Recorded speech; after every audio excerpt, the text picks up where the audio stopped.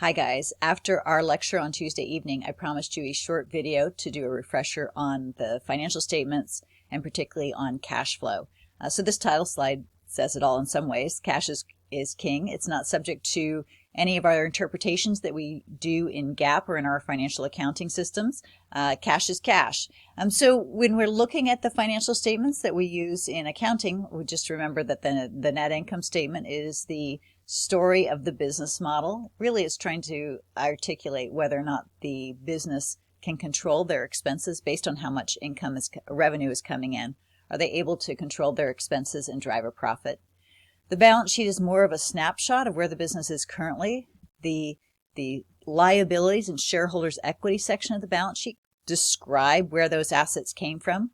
And then the cash flow statement in accounting, in financial accounting, helps to break up the changes in cash from one year to the next into three key categories. Cash flow from the operations piece. This is the day-to-day running of the business. The investing part, and when investing here, we mean investing in the business. So it's buying capital equipment. It's not part of our day-to-day operations, but it's investing for the future. And then financing. What are our cash flows as a result of selling stocks and bonds, or retiring bonds, or buying back stocks? It's the financing of the company.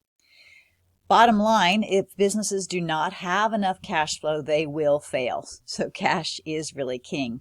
When we've been looking at the cash flow statements in accounting, kind of break cash flow into these different categories. From a finance standpoint, we want to know ultimately how much cash is being generated from the assets that we have deployed. So what I'm going to start with is just a description of what happens in a cash flow statement. We are looking at a quick net income statement. This is for eGames, and we'll see that eGames had net sales of about $1 million and that they had a net income of about $42,000. And here's a list of the expenses that they had. I want to draw your attention particularly to this line item called depreciation expense. So eGames may have purchased some equipment to package their games or something in the past that was a capital expenditure. Maybe they spent, $50,000 or $60,000 on some piece of equipment that they're going to use up over time. In financial accounting, we allocate those costs over time in the income statement. So this depreciation expense that shows up here is not a cash out kind of expense. Most of the other things that we're seeing here, the operating expenses, salaries, rent, utilities, for the most part, those are cash out. For the most part, our net sales are cash in. We're going to make a couple little adjustments to those categories as well. But here, the big one that I want to call your attention to is depreciation expense. We're not writing a check to depreciation. For eGames, we're also going to take a quick look at their balance sheet. So we'll note here that even though eGames had $42,000 of net income, their cash balance did not increase by $42,000. Their cash balance increased by $14,000.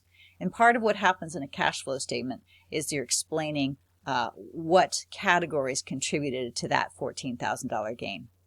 It's possible for companies to have negative net income and positive cash flow, or to have positive net income and negative cash flow. You really need to look at all the statements together in order to understand what's going on from a business perspective. But in this case, we're going to start with this $14,000 and try to explain it. So the first thing that we're going to do, and here's the rest of the balance sheet just for completeness, as we're looking at the total cash flow statement. If you guys want to go back and work that, you'll see that the rest of the information that you need here in the second part of the balance sheet. So to adjust the income statement, the first thing that we're going to do is we're going to add back the depreciation expense, because that is a non-cash item. We don't write a check to depreciation expense. So we're going to add that one back. $9,000, the $42,000 of net income. $9,000 was not a cash expense. So we'll add that back to the net income number. And then we'll make some adjustments based on what's going on in our current assets and current liabilities. And just to note, this is in finance where we do a shortcut. We don't have to explain this all like we do in our accounting statements. In finance, we take this shortcut where we just look at the changes in net working capital. That incorporates all of these the current assets and the current liabilities. We net them all out and look at the difference from year to year. In accounting, we have to describe each line item. In finance, we can add them all together. So the thing that I want to point out is let's just look at the accounts receivable. This will give us the context or the understanding of conceptually what we're doing. So just a reminder here that our net income is $42,000, and our accounts receivable went up from the prior year to this year. The accounts receivable went up by $7,000. So let's assume in this example that that $7,000 increase was from a time where we had $0 in accounts receivable in the prior year and $7,000 of accounts receivable this year. So here's my net income. My net revenue was $1,012,000. So let's assume that's just my first year of operations. I had $0 of accounts receivable last year. I have $7,000 this year. So I sold $1 million worth of stuff. The revenue is recognized when the goods and services are delivered. Did I collect $1,012,000 from customers? I did not collect all the cash. As a matter of fact, I collected exactly $7,000 less because this account is an accounts receivable. We've increased the accounts receivable by $7,000. If that's not, to just pause here, make sure that tracks for you, because this is the important concept about why it is we are going to decrease. When we have an increase in a current asset, we're actually going to decrease our cash flow understanding from the net income. This is why we didn't collect the cash. All right, so we're going to add that back. There's other line items here, like the loss on sale. I'm kind of jumping around to give you just a short, brief intro into this cash flow statement. So we've added back depreciation.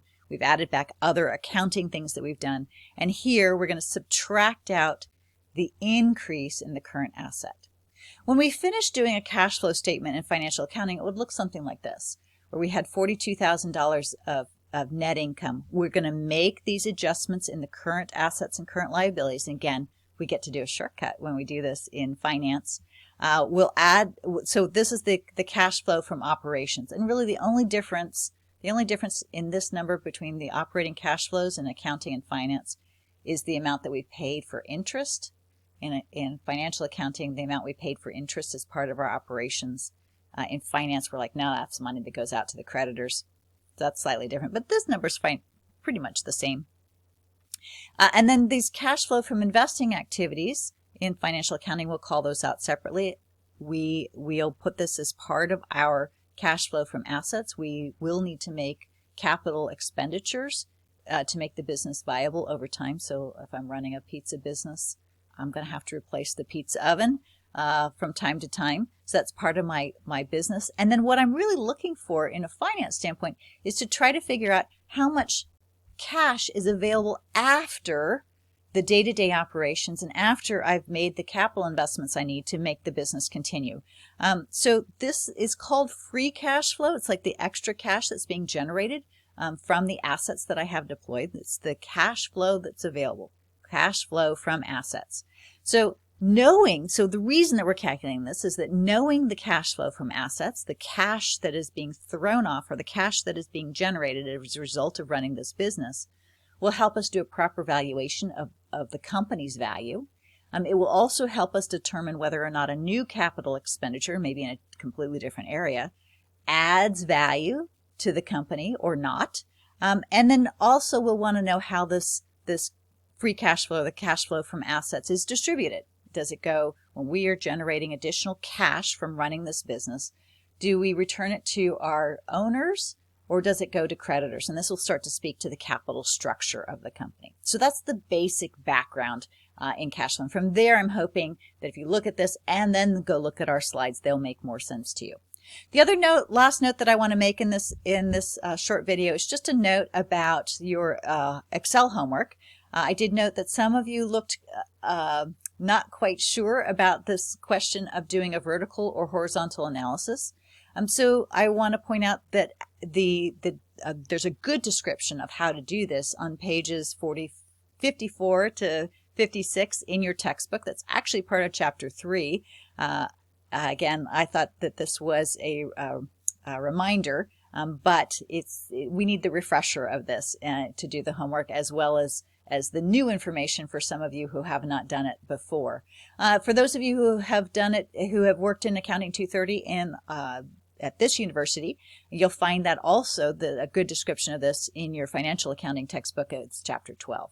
Anyway, I hope this short video is useful. As always, send me questions if you have further things that you want to explore in this area. I will post this on the Blackboard. I'll also put the slides up, and we'll see you soon.